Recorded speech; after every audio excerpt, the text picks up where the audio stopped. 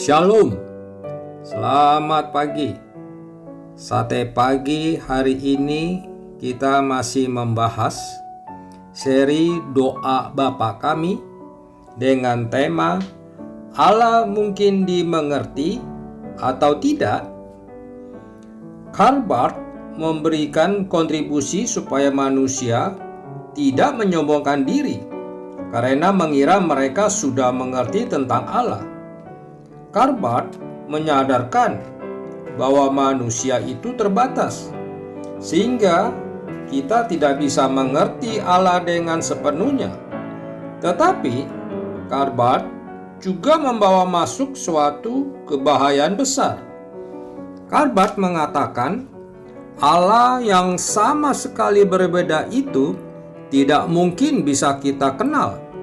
Akibatnya, kita menjadi tidak bisa mengetahui seperti apakah Allah itu. Allah menjadi yang tidak dapat diketahui sama sekali. Dengan demikian, Karl Barth membawa masuk agnostisisme baru dalam kekristenan. Tetapi pertanyaannya, jika Allah itu tidak bisa dimengerti, lalu bagaimana kita dapat mengenal Allah?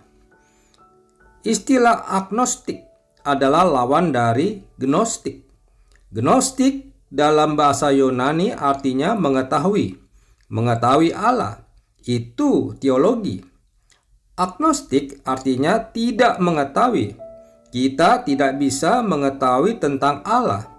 Kita tidak mungkin mengenal Allah. Jadi, orang gnostik percaya dia bisa mengetahui, sedangkan orang agnostik menganggap dia tidak mungkin bisa mengetahui. Teis berarti orang yang percaya bahwa Allah itu ada. Ateis berarti orang yang tidak percaya Allah itu ada. Gnostik berarti saya mengetahui. Agnostik berarti saya tidak mengetahui. Ada dua orang agnostik yang paling terkenal pada abad ke-20 selain Darwin. Yang pertama adalah Thomas Henry Huxley.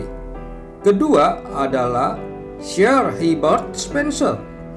Mereka mengatakan kita tidak mungkin mengetahui tentang Allah. Kami tidak mengkritik, kami tidak menghakimi, kami tidak berkata ada Allah atau tidak ada Allah. Kami hanya berkata manusia tidak mungkin mengerti Allah. Kalimat itu bisa ditelusuri asalnya dari Immanuel Kant. Immanuel Kant mengatakan segala sesuatu yang kita mungkin ketahui adalah gejalanya. Maka dari gejala kita bisa mengetahui sesuatu yang ada. Tetapi sesuatu yang ada tapi tidak ada gejalanya, kita tidak mengetahuinya. Maka Kant membagikan pengetahuan dalam dua wilayah. Wilayah pertama adalah wilayah yang kita mungkin mengetahuinya. Wilayah kedua adalah wilayah yang kita tidak mungkin mengetahuinya. Yang mungkin diketahui kita bisa cari tahu. Kita bisa bereksperimen. Kita bisa hitung. Kita bisa banding. Kita bisa ukur. Dan kita bisa berikan jawaban kepastian. Itulah ilmu pasti, dan kepastian itu bisa kita temukan di dalam ilmu pengetahuan.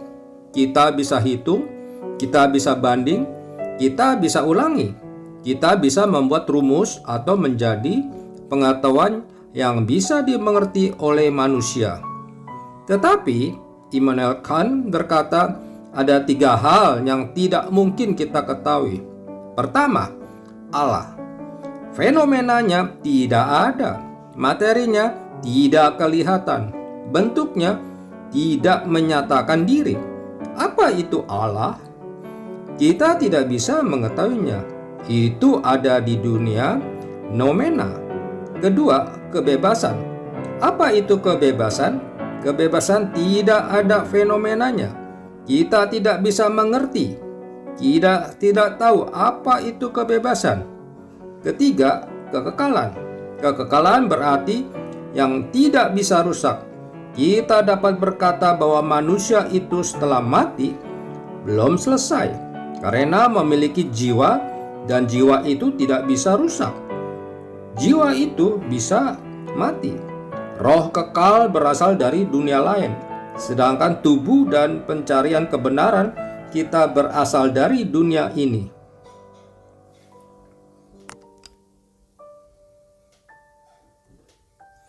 Di dalam tubuh yang bisa mati ini kita dapat mencari, memikirkan, dan mendapatkan pengetahuan. Tetapi di dalam diri kita ada satu yang tidak akan habis dan rusak, namanya jiwa. Kita tidak bisa mengukurnya dan tidak bisa menangkapnya. Maka Immanuel Kant mengatakan 3 hal itu tidak mungkin dimengerti manusia. Pertama, Allah. Kedua, kebebasan. Ketiga, kekekalan. Manusia tidak mengerti karena itu berada di luar jangkauan kekuatan kognitif dan rasio. Maka Immanuel Kant menjadi bapa agnostitisme zaman modern. Herbert Spencer serta Thomas Huxley menjadi penerusnya. Kalau orang Kristen mengikuti filsafat seperti ini, orang Kristen tidak ada pengharapan. Tapi kita tahu bahwa kita bisa mengenal Allah karena Allah yang berada di dalam dunia yang tidak kelihatan itu telah menyatakan dirinya melalui Kristus yang kelihatan. Allah yang berada di dalam keadaan kekal telah mengirim anaknya ke dalam dunia, berinkarnasi menjadi manusia, yang mana kita bisa tahu dan mengerti bahwa Dia telah mati untuk menebus kita. Itu sebab, bisakah saya mengetahui kehendak Allah? Dunia ini diciptakan untuk apa? Alam semesta menuju kemana? Semua ilah dan dewa tidak tahu akan mati bagaimana, tapi Allah mengatakan, apakah engkau hendak membandingkan saya dengan ilah-ilah yang palsu? Siapa di antara Allahmu yang bisa menunjukkan hari terakhir dari dunia? Siapa di antara dewamu yang mengetahui tentang tujuan terakhir dari alam semesta? Amin. Mari kita berdoa. Bapa Surgawi, ajarilah kami supaya kami lebih mengerti dan mendalami siapakah itu Allah yang telah berinkarnasi ke dalam dunia untuk menebus dosa kami. Amin.